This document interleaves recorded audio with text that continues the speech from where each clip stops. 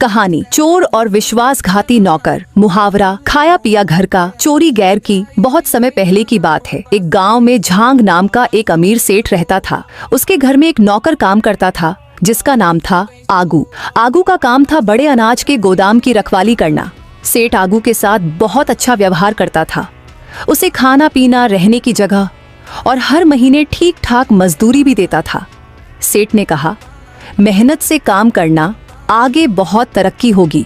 यह लो, ये तुम्हारी इस महीने की मजदूरी है।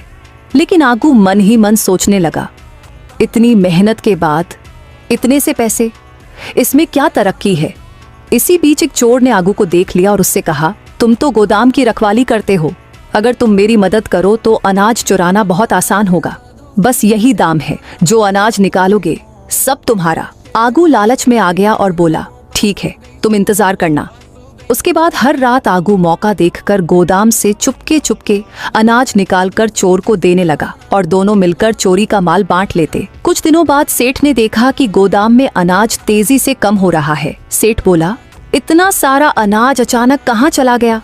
मुझे खुद देखना होगा कि चोर कौन है। एक दिन सेठ ने आगू को रंगे हाथों पकड़ लिया। सेठ गुस्से में बोला, तो ये काम तुम कर रहे थे?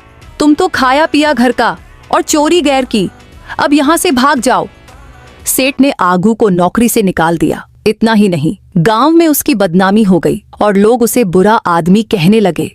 कहानी से सीख मिलती है। यह कहानी हमें मुहावरे खाया पिया घर का, चोरी गैर की का अर्थ समझाती है। इसका मतलब है, जिससे हमें फायदा मिल रहा हो उसी को नुकसान पहुंचाना। जैसे अगर कोई बच्चा अपने ही क्लास की किताबें चुपके से दूसरी क्लास को दे दे तो यह भी खाया पिया घर का, चोरी गैर की कहलाएगा। अगर आपको कहानी पसंद आई हो तो लाइक करें, सेव करें और फॉलो करें ऐसी ही और मजेदार एनिमेटेड कहानियों के लिए।